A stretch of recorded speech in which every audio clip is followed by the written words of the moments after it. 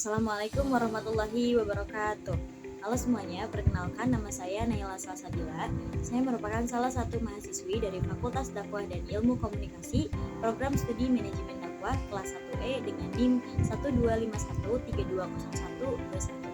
Tujuan saya membuat video ini adalah untuk memenuhi tugas ujian akhir semester mata kuliah pengantar sosiologi dengan dosen pengampu Bapak Abdul Hafiz, SOS MA.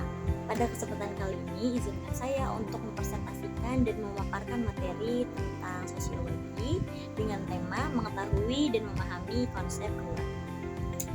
Menurut saya, keluarga merupakan unit sosial yang paling dasar yang ada dalam masyarakat, tetapi justru memberikan pengaruh yang sangat besar terhadap pembentukan individu dan kehidupan sosial secara luas.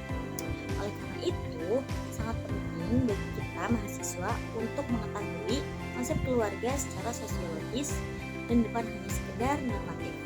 Poin pertama yang akan saya bahas adalah pengertian keluarga. Secara sosiologis, keluarga dapat diartikan sebagai sekelompok sosial primer yang terbentuk melalui hubungan darah, perkawinan, atau adopsi, dan di dalamnya memiliki ikatan emosional, tanggung jawab, dan peran sosial.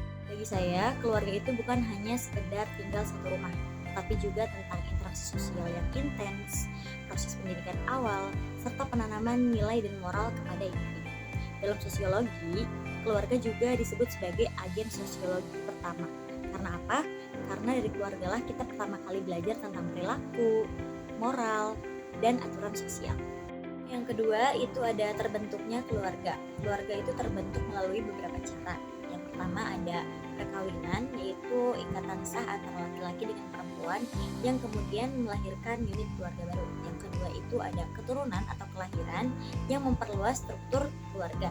Dan yang ketiga itu ada adopsi, yaitu pengangkatan anak secara hukum dan sosial ke dalam keluarga. Tapi sebetulnya teman-teman, proses terbentuknya keluarga itu bukan hanya bersifat biologis atau hukum, tapi juga bersifat sosial. Karena apa?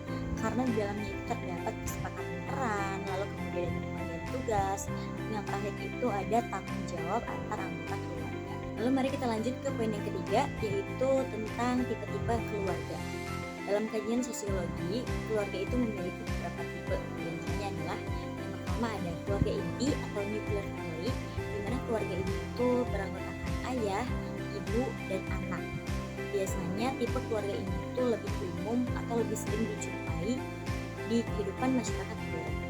Yang kedua itu ada keluarga besar atau extended family, di mana keluarga ini itu melibatkan keluarga lain seperti kakek, nenek, paman, atau bibi yang tinggal bersama dan memiliki ikatan yang kuat. Yang ketiga itu ada keluarga orang tua tunggal atau single parents, di mana keluarga ini hanya memiliki satu orang tua saja. Itu dikarenakan kematian atau perceraian dan faktor lain. Lalu yang keempat itu ada keluarga modern atau alternatif, di mana keluarga ini itu memiliki peran gender yang fleksibel. Misalnya ayah atau ibu membagi peran ekonomi dan domestik. Nah, menurut saya pribadi, perbedaan tipe keluarga inilah yang menunjukkan bahwa keluarga itu bersifat dinamis dan menyesuaikan dengan perubahan sosial, faktor ekonomi, maupun budaya masyarakat. Lanjut ke poin keempat, yaitu peranan keluarga bagi individu. Bagi individu sendiri, keluarga memiliki peranan yang sangat penting. Yang pertama adalah sebagai tempat sosialisasi pertama, di mana keluarga itu diajarkan dan belajar tentang bahasa, sikap, nilai, dan norma. Yang kedua itu ada sebagai sumber kasih sayang dan perlindungan emosional yang membentuk kesehatan mental seseorang. Lalu yang ketiga itu sebagai tempat pembentukan identitas, termasuk identitas sosial, agama, dan budaya. Keluarga tumbuh dalam keluarga dengan komunikasi yang baik cenderung lebih memiliki kemampuan sosial yang lebih stabil dibandingkan dengan keluarga yang kurang mendapatkan perhatian dari keluarga. Lalu lanjut ke poin yang kelima, yaitu peranan keluarga secara sosial.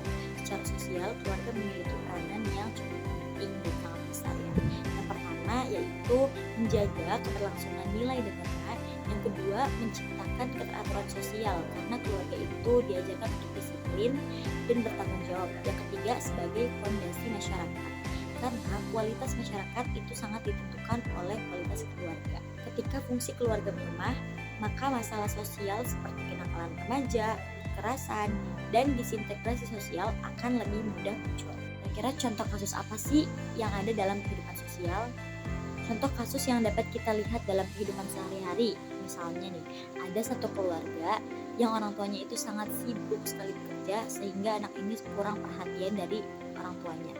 Nah, secara sosiologis kondisi ini dapat memperlambat proses sosialisasi sehingga anak ini sering mencari ketenangan atau mencari nilai-nilai dari lingkungan luar yang belum tentu positif. Nah, sebaliknya jika keluarga ini tetap menjaga komunikasi yang baik meskipun memiliki keterbatasan waktu, dia akan cenderung lebih memiliki sifat tanggung jawab secara sosial.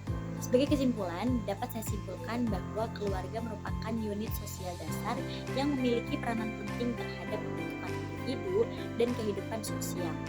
Keluarga juga terbentuk melalui beberapa proses, lalu kemudian ada berbagai tipe, serta menjalankan fungsi sosial dan individual yang saling berkaitan. Menurut saya, memahami konsep keluarga secara sosiologis membuat kita lebih sadar akan pentingnya peran keluarga dalam membentuk masyarakat yang sehat, stabil, dan berkelanjutan. Dan cukup sekian pemaparan materi dari saya.